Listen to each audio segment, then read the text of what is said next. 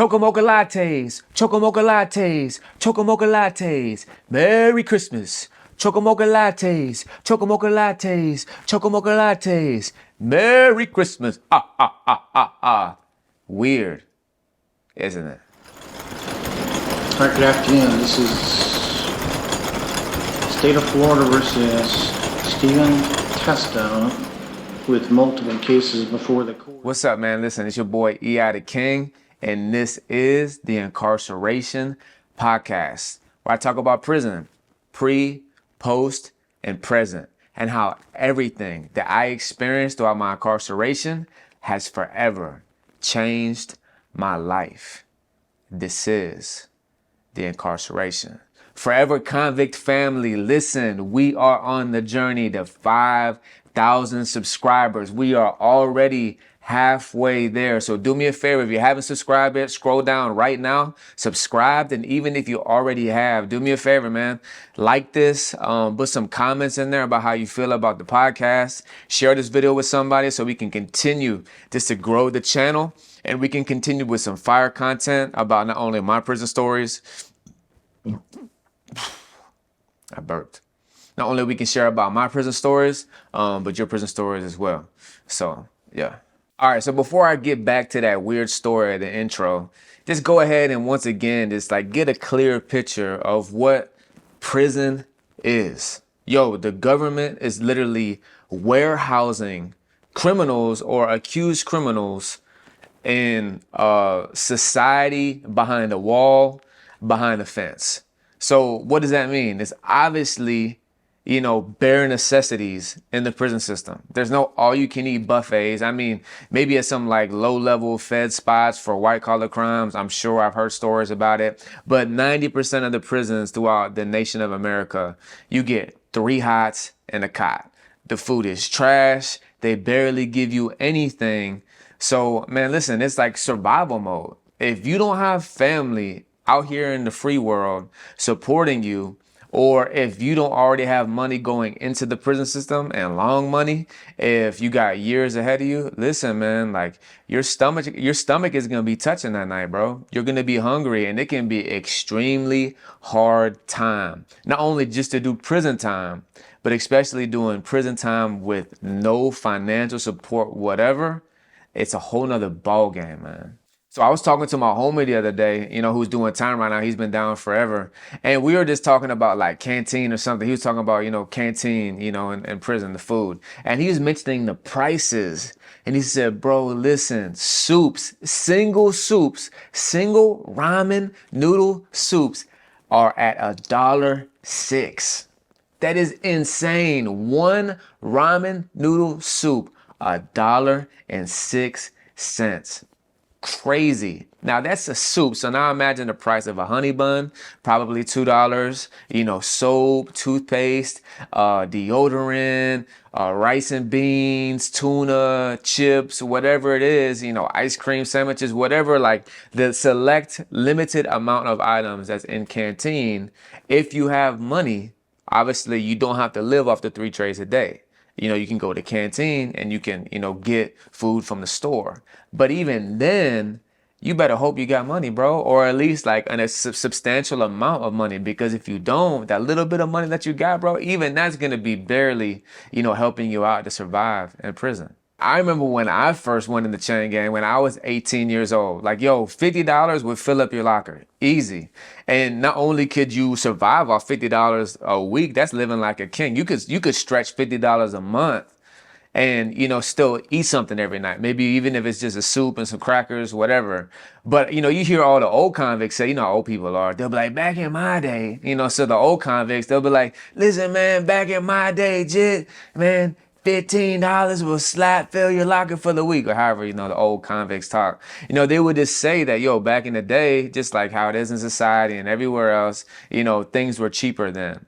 But the whole point that I'm getting at, if you don't have outside support in the prison system, man, it's hard time. You got 3 hots and the cot, them trays are trash, they're small. But the whole point that I'm getting at, what does that mean for the prisoner? What does that mean for the convict? Gotta hustle, man. You got to have a hustle to survive.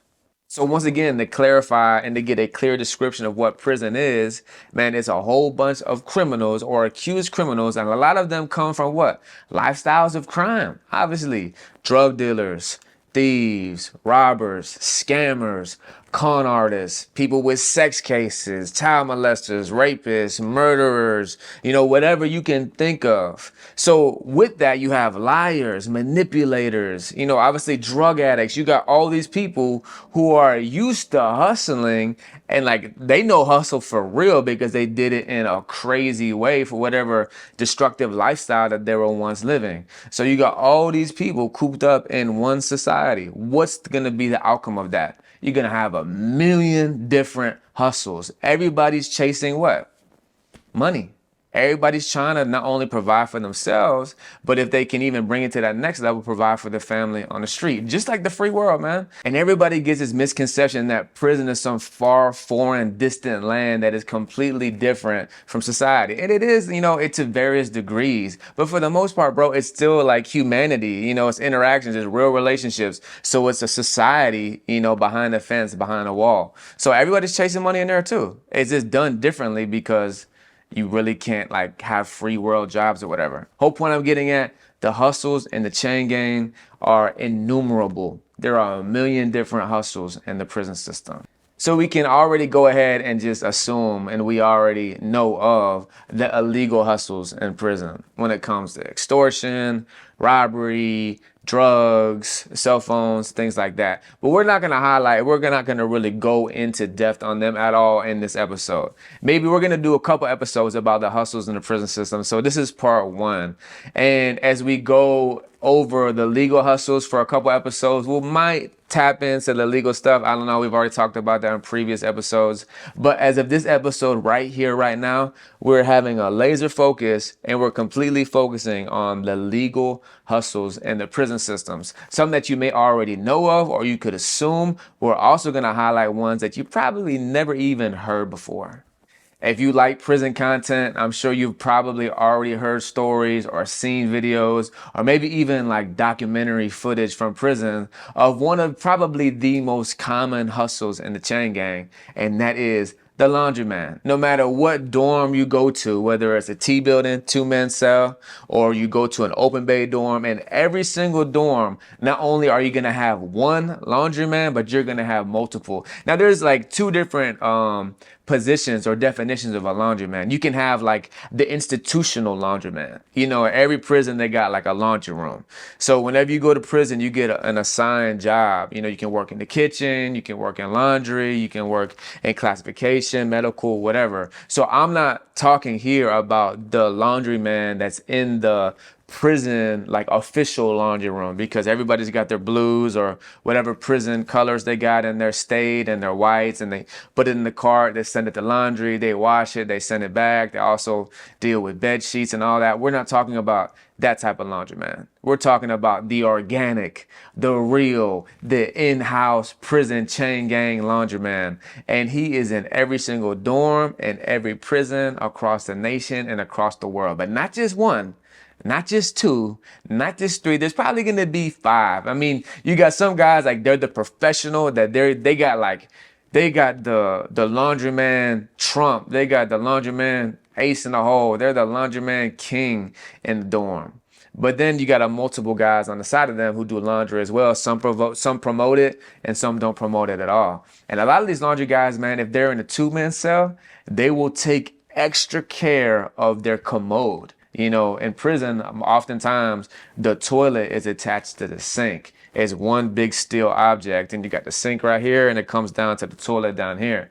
And the reason why a lot of convicts who do a lot of time who stay in a T building, 2-man cells, they take extra care of their toilet, and everybody does because you're doing years in prison. You don't want to be dirty. You got all these different bottles of different chemicals and smell good spray and all that, and you want to live clean, bro. You don't want to be crazy. I mean, some people live like that. Now, don't get me wrong, but the average convict who knows how to do time, has done a lot of time, his commode is going to be on point. You know what I mean? After they piss, they wipe it down every time with toilet paper. And listen, the reason why now, this is why. Not only do people sit on the toilet, not only when they're not taking a crap, like while they're taking a crap, but even when they're just hanging out. You go to somebody else's cell, like that's just like a chair. You know what I mean? It's like just another seat. You know, you sit on the toilet. So you want to keep it clean, not just for, you know, your homies coming over, but for yourself. You sit on the toilet all the time when you're not taking the crap, reading or writing or whatever.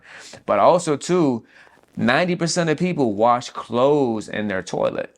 And the reason why is because the plumbing in the prison system is so strong, because a lot of people, like, they'll snap on the police and they'll like flush their sheets and they'll try to clog their toilets, and they can flood the cell and flood the wing. So I'm assuming, I don't know if that's specifically why, but I think that's why they make like the suction from the plumbing so strong. So that way, like, it's not easy to clog, you know, the toilet, so they can flood it easy whenever, convicts want to, start a riot or whatever, get mad at the police and flood the whole wing. So there's such a strong suction in the plumbing, it's easy to wash your clothes, and even to like let it actually, you can clog it, you put stuff down there and you hold it. I guess it kind of defeated the purpose. I'm saying maybe why the suction is strong, because you can clog it to let water come up to wash clothes in. So I don't know why I don't know why the toilet flush is so strong. I don't know. Ask the plumbing people who do prisons. Well, anyways, point I'm getting at is everybody, 90% of people wash their clothes, in the toilet. And the reason why people don't want to send all their clothes to the laundry room is because, number one, if you send some nice whites to the laundry room, they probably won't even make it to laundry. Somebody in the dorm gonna see there's brand new whites in the laundry bag. They'll try to open it up, steal it, or the guys in laundry gonna steal it, or they're just gonna come back. Even if it does make it and nobody notices and nobody steals from you, like, they're gonna come back gray or come back nasty because the water and the laundry that they use in the laundry department is weird, or it's gonna shrink your stuff. It's gonna wear it out. You wanna keep your stuff in the best position. You wash it by hand. You wash it with the good soap. You wash it in the toilet. So you got these laundrymen in the dorms, and man, listen, that's their hustle, man. Some laundry guys, like, you got different laundry guys. Some guys won't wash no boxers and no socks. They're only washing t-shirts and visitation blues and blankets and sheets or whatever. And it all depends what their prices are.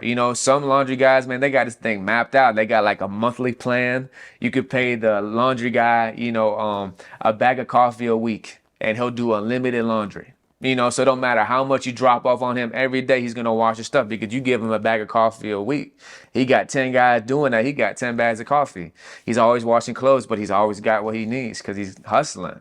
Some guys, they got monthly deals, week deals, or, it's a soup, a shirt, or a couple of dollars for, a couple of shirts or whatever it is. And so you got some laundrymen, they got, all these different structured plans you can get from them. Other guys, man, some of them can be junkies. That's a common, like, junkie hustle. But then again too, man, junkies, no offense to guys who struggle with drug addiction, but they're so caught up in their addiction they really can't do nothing right.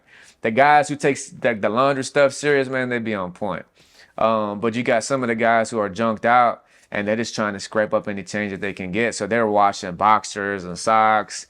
And it's kind of sad, like, this is sad. You'll see them boys, like, always washing boxers, and they're just doing it to get high. Kind of degrading, but hey, it's a situation that they're in, and they're choosing to live that lifestyle. They can't seem to shake it, and that's what they're doing to get high, man. So that's the laundryman. All right, so the relative kin, the brother of the laundryman when it comes to hustles, is the sew man. This is a guy who sews. So it's funny because in prison, bro, like, I used to always joke about how, man, you can literally live in like a box. You literally live in a box anyway, in a cell or in a dorm if it's open bay, but they give you a tiny Foot Locker. Depends what prison you at, what state you in. But you do years, you travel, and you'll see this canteen bag behind me. When you get transferred to institution, man, you carry your stuff in that canteen bag. Obviously, if you're a convict, you know how to double up them canteen bags. You got 2 canteen bags tied together, got them both on your shoulders because you got a lot of stuff. But whenever you get to your cell, you either got to put everything in that locker, you have extra stuff hanging up on the wall, or somehow slide and have 2 lockers, whatever. But the whole point I'm getting at is you learn how to live on bare necessities and have, like, bro, all of your possessions can literally fit in a box. It's crazy. But it's funny because you'll see the soul guys, and the reason why I'm mentioning all of this is because whenever you learn how to live off of nothing, you literally turn your nothings, like the smallest things, into some things.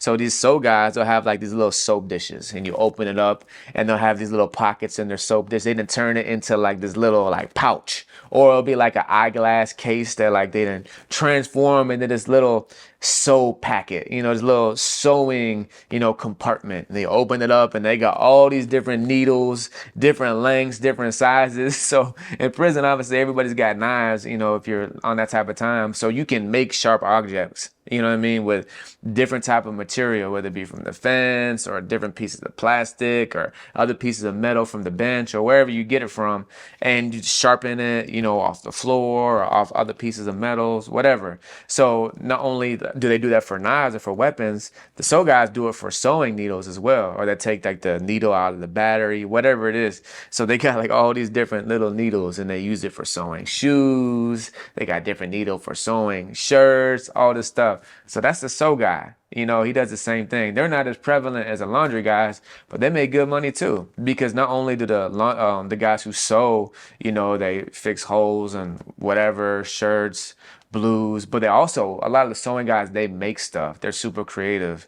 So whenever they came out with like the MP3 players, or then later on when they came out with the tablets, the sewing guys were the first ones who are actually like making little pouches for the MP3 player, because they sold them on Canteen. You could buy the MP and it would have an arm case, but the arm case to strap around your arm was like $15, $20, $30, I forget what it was. So guys were like, the sewing guys were like, man, why?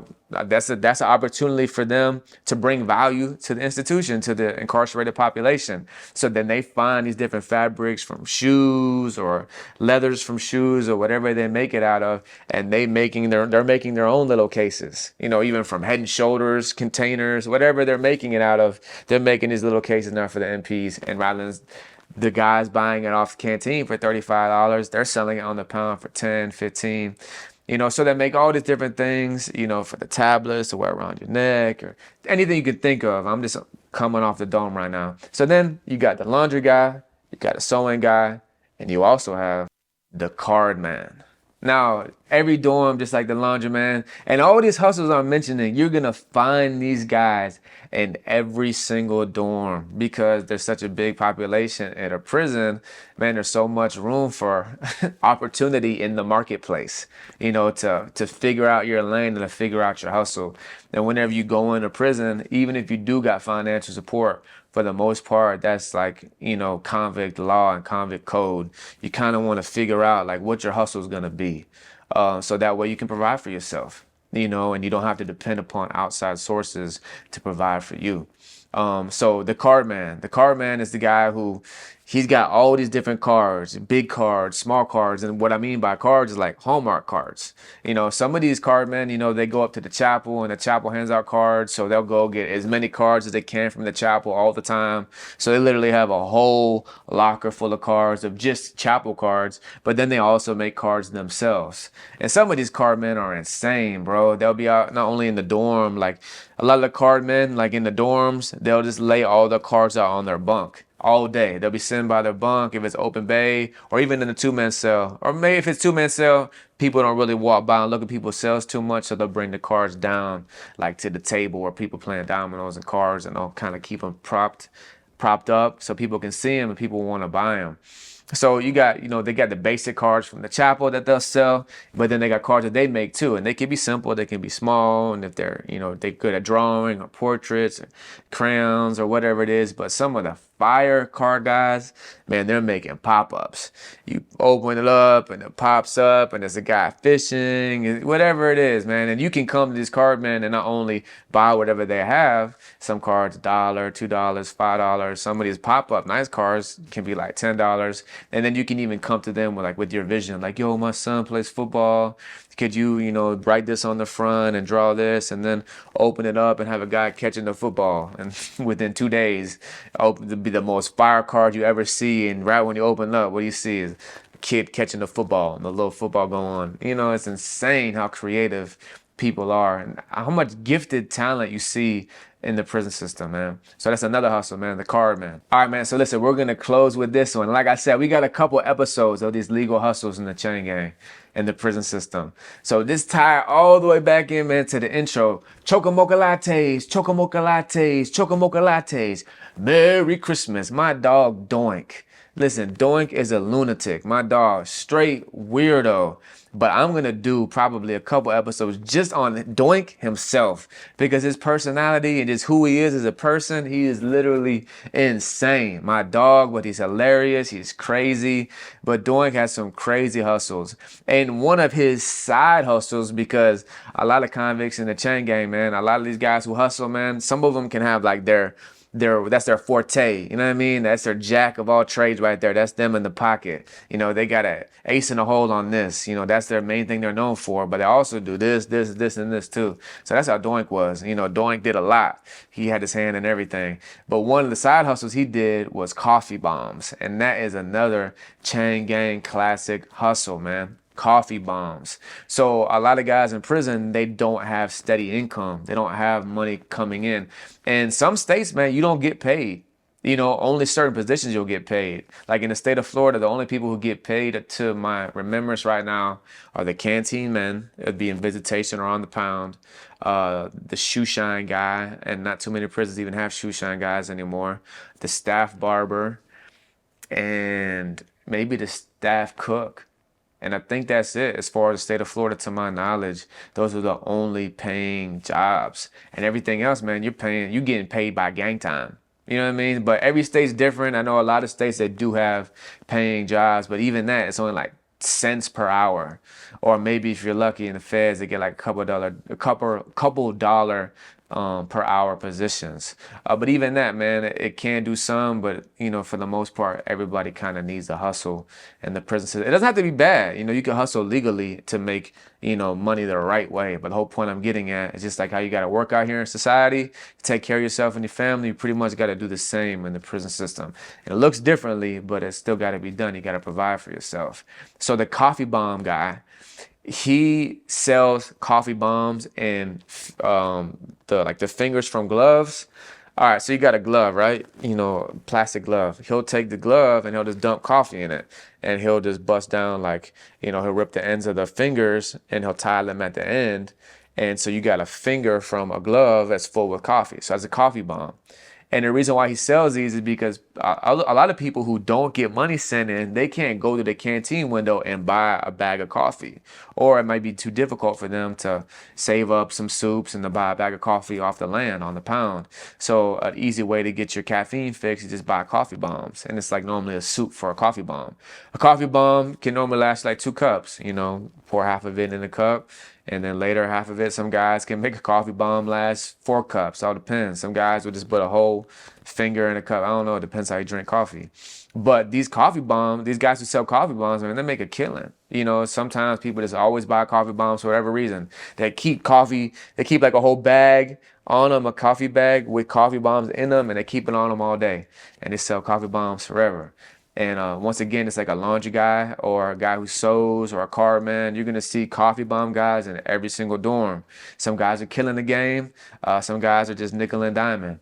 But you also got guys who sell exclusive coffee bombs. And that's what Doink does. The whole Chocomocha latte, he always sings. He always sings these stupid, crazy, weird things. And everybody knows Doink for singing. The singing dumb, crazy stuff. Well, he would take coffee bombs and cocos and crush up these little mints during Christmas time, and he would make what he called the cocoa mocha lattes. So he would bust down like the little mints with the coffee and the cocoa, and he would put them on. And he would, like, the way he would make them inside the thing in the glove, he would make sure the candy was like in the middle so you could see it. And he would promote it during Christmas time, and he always sing his stupid Christmas carols and, you know, do the Merry Christmas, oh, just do all that dumb stuff to promote his coca mocha lattes, however they're pronounced. And people would buy them like crazy. They were good. I bought plenty of them. you know, because people weren't selling that, or I wasn't creative enough, or I didn't care enough to go to the canteen window to buy some mints and to crush it up and put it with cocoa in my coffee. I just got a bag of coffee and I drink coffee with creamer or sugar or John Wayne, straight black, whatever. But he's already selling it to you in one package. They don't sell it on canteen. He found a hole in the market and he capitalized. You know, Doink going around here and everybody in the dorm, he's selling out ASAP. He'll make a whole bomb. He'll make a whole bag of all these coffee bombs of his cocoa mocha latte coffee bombs. Man, he'll sell out, you know, by that the day's over. And he's making a killing, you know, running it up. So the whole point that I'm getting at, man, in the prison system, man, you're living on bare necessities. Bare necessities. So man, it's mandatory to, you know, to be able to live comfortably and not have be like your stomach touching your back every night and be starving. You gotta hustle. It doesn't have to be illegal, man. You can hustle legally as well. But also too, man, it's a principle I want to lean in on as well. That, man, I tell people all the time, like they'll ask me, like coming home from prison, they'll be like, dang, like, you know, like your hustle, your ambition, you're always on the move, you're always grinding. And I tell people it's because, man, like, you don't know what it's like to have your life taken from you. You know, so I come home now in society and man, I value and I appreciate everything about freedom because it's been taken from me. So there's an advantage of being incarcerated for a long period of time that you learn how to not only live on the bare necessities, but also too, man, you learn to be content, you know, with the little bit that you have. Ultimately, it comes, man, through faith in Jesus, you know, abiding in the purpose that God has for us. But also too, man, it's when it comes to a world that pushes materialism. Yeah, those things can be cool, but they gotta have balance because you can barely have anything and still be content, you know? So listen, man, this is part one of the hustles and the chain gang. Y'all stay tuned, man. So listen, man, it's your boy EI the King. This is the Incarceration Podcast, where I talk about prison, pre, post, and present, and how everything that I experienced throughout my incarceration has forever changed my life.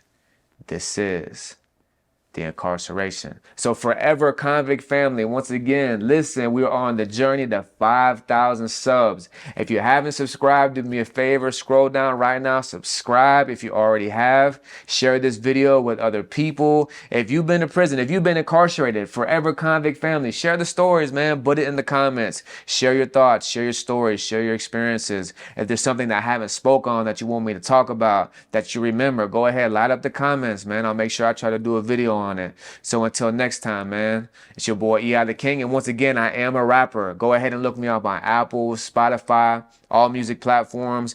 Go to my other YouTube channel, EI the King. It's my official music channel. Look at all my music videos. I have a Patreon that's being constructed right now with some exclusive, especially prison content. And also as well, man, I do have another podcast. It's called Let Me Talk Bro, and it's primarily just about my life, and that's on my EI the King official music YouTube channel. So y'all go to subscribe to that channel as well.